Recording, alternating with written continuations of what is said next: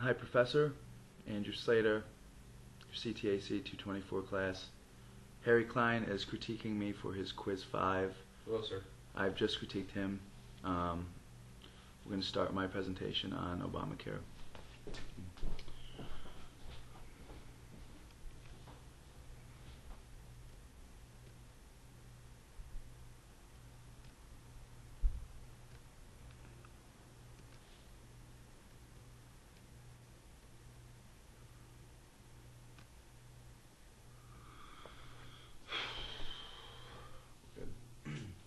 Abraham Lincoln said in an address, "You cannot make a weak man strong by making a strong man weak." I'm here today to talk to you about the Affordable Care Act, or as I'm going to call it, Obamacare, for the sake of the speech. The Affordable Care Act was created to do one of two things: make premiums less for those who are already insured, and to provide health care for those who are not insured currently through their employment. So we're focusing on two things today. We're focusing on the 15% of the United States, or 46 million people who are not insured, and we're focusing on how Obamacare is supposed to lower the prices that the people who are insured are paying every day. So at the end of this, I'd like to state that although this is a bill to help those insured, at the end of the day, this is about money, and this is about what the American and what the taxpayers are paying. Here are a few drawbacks of Obamacare since it's been released. According to the CBO, or the Congressional Budget Office, Obamacare has the potential to create a lot more financial problems for the United States than it already has. Imagine this. We're insuring 46 million new people. Out of those 46 million people, some of these people have not ever had the luxury of seeing a doctor every 6 months for their routine checkups. Some of these people haven't even seen a doctor their entire lives because they were not blessed with that luxury like we were. Out of these 46 million people, do we think that, statistically, how many people will come into that doctor's office and leave with negative news or a bad test result? How many people are going to have to come back and get retested for a series of testing or a series of treatments? Or unfortunately, how many of those people will discover life-threatening illnesses like cancer, where they could have years and years of extended treatment? What does this cost you? What does this cost the taxpayers? When you think of the Obamacare Act and supplying health care to those without, you think of the initial examination from a doctor that they've been waiting for through their employment.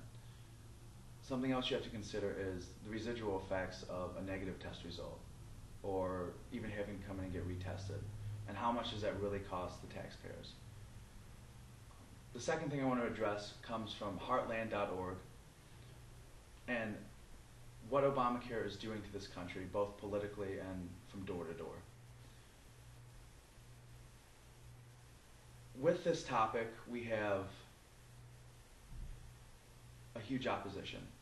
According to heartland.org, 50% of the United States currently opposes Obamacare 100%.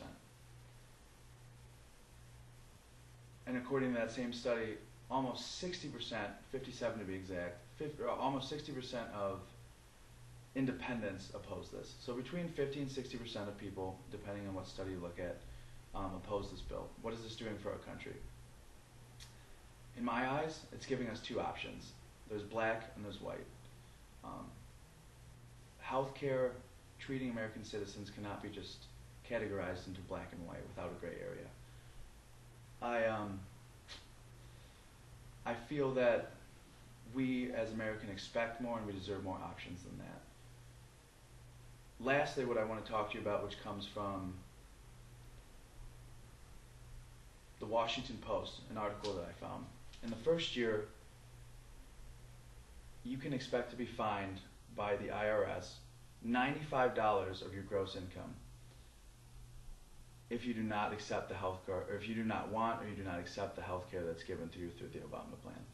By year 2, by year 3, and year 4 of Obama plan being officially utilized, you will be paying $195, $295, and then eventually $395, and depending on the size of your family, $695 per year of your gross income, or a percentage that could easily equal more depending on your income level.